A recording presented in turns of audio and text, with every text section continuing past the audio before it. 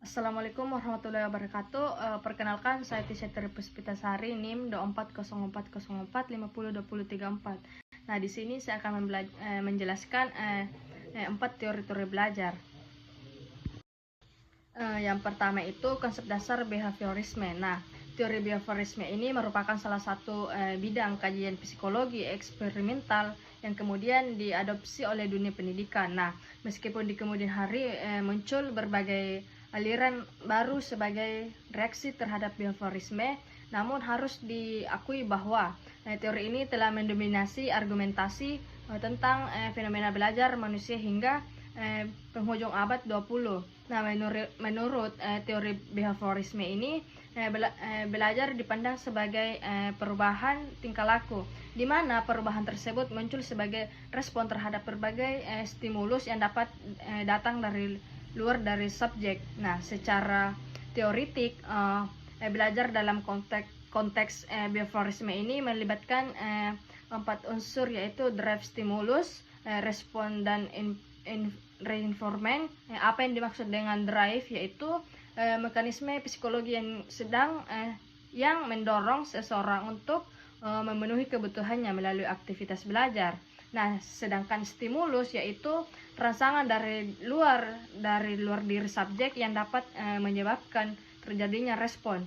Nah, respon adalah tanggapan atau reaksi terhadap rangsangan atau stimulus yang diberikan. Dalam perspektif behaviorisme ini, respon biasanya muncul dalam bentuk perilaku yang kelihatan. Reinforcement adalah penguatan yang diberikan kepada subjek belajar agar ia merasakan adanya kebutuhan untuk memberikan respon secara berkelanjutan. Yang kedua itu konsep kognitif. Nah, teori kognitif adalah teori yang pada umumnya dikaitkan dengan proses belajar. Kognisi adalah kemampuan psikis atau mental manusia yang berupa mengamati, melihat, menyangka atau memperhatikan dan menduga dan menilai. Dengan kata lain, kognisi menunjukkan pada konsep tentang pengenalan.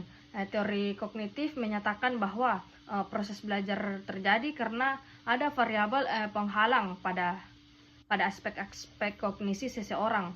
Teori belajar kognitif melibatkan mementingkan proses belajar daripada harus belajar itu sendiri, karena belajar tidak sekedar melibatkan hubungan antara stimulus dan respon. Lebih dari itu, belajar melibatkan proses berpikir yang sangat kompleks. Nah, belajar adalah perubahan persepsi dan pemahaman. Nah, perubahan ini, persepsi dan pemahaman, tidak selalu berbentuk perubahan tingkah laku yang bisa diamati dari sudut pandang. Teori belajar bermakna pada Ausubel memandang bahwa justru ada bahaya jika siswa yang kurang mahir dalam suatu hal mendapat penanganan dari teori belajar discovery, karena siswa cenderung diberikan kebebasan untuk menginterogasi sendiri pemahaman tentang segala sesuatu. Oleh karena itu, teori belajar ini bermakna guru tetap berfungsi sentral sebatas membantu mengukur dan dinasikan pengalaman yang hendak diterima oleh siswa, namun tetap dengan koridor pembelajaran yang bermakna. Dari poin di atas, penulis dapat mengambil garis tengah meskipun sama dengan mengedepankan proses berpikir tidak serta dapat diaplikasikan pada konteks. Nah, pembelajaran secara menyeluruh terlebih untuk menyelesaikan teori belajar kognitif dengan mengaplikasi proses dan sistem pembelajaran dengan sekarang. Makna harus benar-benar diperhatikan antara karakter masing-masing teori dan kemudian disesuaikan dengan tingkatkan pendidikan maupun karakteristik pada peserta didiknya. Yang ketiga itu dinamika perkembangan kurikulum di Indonesia. Nah, kurikulum di Indonesia mengalami beberapa kali perubahan. Hal ini disesuaikan dengan perkembangan zaman. Kurikulum yang pernah digunakan di Indonesia itu seperti yang dituliskan oleh Hidayat 2013, diantaranya itu yang pertama rencana pelajaran 1947. Nah, kurikulum ini adalah kurikulum pertama yang diterapkan setelah Indonesia merdeka. Pada waktu itu istilah yang digunakan pada kurikulum melainkan Lerplan bahasa Arab, yang berarti rencana pelajaran tahun 1947 itu ini didasarkan pada Pancasila dan mulai digunakan di sekolah-sekolah pada tahun 1950. Nah, yang kedua itu kurikulum rencana pendidikan. Nah, kurikulum ini dikembangkan pada akhir masa pemerintahan Presiden Soekarno. Pada waktu itu isu yang berkembang adalah tentang konsep yang lebih aktif, kreatif, dan produktif. Nah, karena itu para guru diharuskan untuk membimbing siswa agar bisa menyelesaikan masalah atau problem solving. Nah, pembelajaran ini dilakukan dengan menggunakan metode gotong royong yang terarah. Yang ketiga itu kurikulum berorientasi pencapaian tujuan tahun 1975 sampai tahun 1994. Nah, setelah munculnya keputusan MPR nomor 2 MPR 1973 ini, maka muncullah kurikulum baru disusun oleh pemerintah, yaitu kurikulum 1975.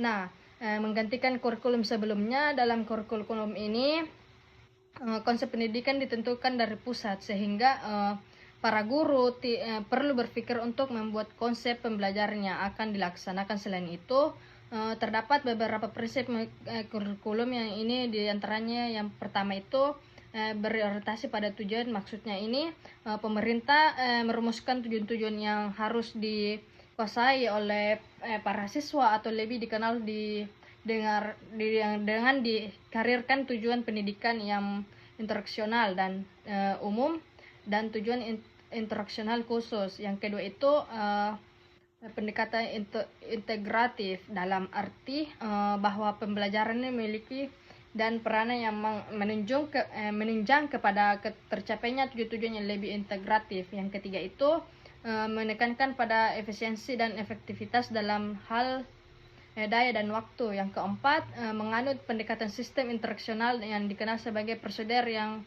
pengembangan sistem interaksional PPSI, sistem yang senantiasa mengarah kepada tercapainya tujuan yang spesifik dan dapat diukur dengan dirumuskan dalam bentuk tingkah laku siswa.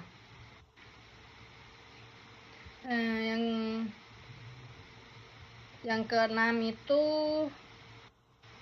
kurikulum 2004 KBK, kurikulum berbasis kompetensi. Nah, kurikulum berbasis kompetensi KBK adalah kurikulum yang fokus pada pengembangan kompetensi siswa melalui berbagai kegiatan dan pengalaman siswa dengan standar pendidikan nasional. Nah, tujuan utamanya adalah agar siswa, orang tua, dan masyarakat merasakan manfaatnya, baik melanjutkan pendidikan, bekerja, atau bersosialisasi.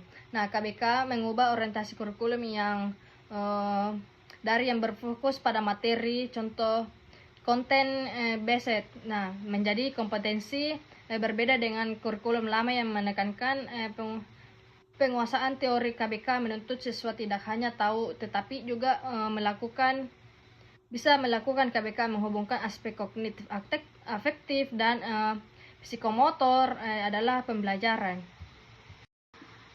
Dan yang keempat itu tahapan-tahapan implementasi kurikulum dalam pembelajaran. Nah, implementasi kurikulum adalah penerapan kurikulum telah dirancang dan disusun dalam bentuk kegiatan pembelajaran yang dilakukan oleh guru di sekolah. Proses ini mencangkup bagaimana kurikulum bersifat teoritis dan diterjemahkan pada pengalaman belajar yang nyatanya bagi siswa. Nah, peran guru sangat penting dalam mengelola dan mengimplementasikan kurikulum di kelas. Yang pertama itu perencanaan pembelajaran. Nah, perencanaan pembelajaran itu adalah langkah pertama dalam implementasi kurikulum yang efektif. Guru harus menyusun perencanaan dan merujuk pada kurikulum yang telah diterapkan. Nah, perencanaan ini mencangkup berbagai aspek seperti tujuan pembelajaran, harus jelas dan terukur agar guru dan siswa itu dan memahami capaian yang diharapkan dan proses pembelajaran. Materi ajar itu seperti materi ajar yang dipilih harus relevan dengan tujuan pembelajaran dan sesuai dengan kemampuan siswa, serta memfasilitasi minat dan perkembangan keterampilan mereka. Dengan metode pembelajaran, guru harus memilih metode yang sesuai dengan karakteristik. Nah, materi ini bertujuan pembelajaran dan kebutuhan siswa, metode yang tepat dan membantu siswa memahami materi dengan lebih baik, misalnya melalui diskusi, pembelajaran berbasis proyek atau berbasis dengan konseptual. Yang kedua itu pelaksanaan pembelajaran, di mana pada tahap ini kita harus menjadi kegiatan ini di mana pelaksanaan pembelajaran dapat berlangsung baik dengan segala persiapan yang dilakukan oleh guru sebelum melakukan, seperti perangkat ajar, yaitu silabus, RPP, media dinovelisasi. Selain itu, dalam tahap ini guru memberikan kesempatan kepada siswa untuk belajar kelompok, berdiskusi dan mengembangkan dirinya.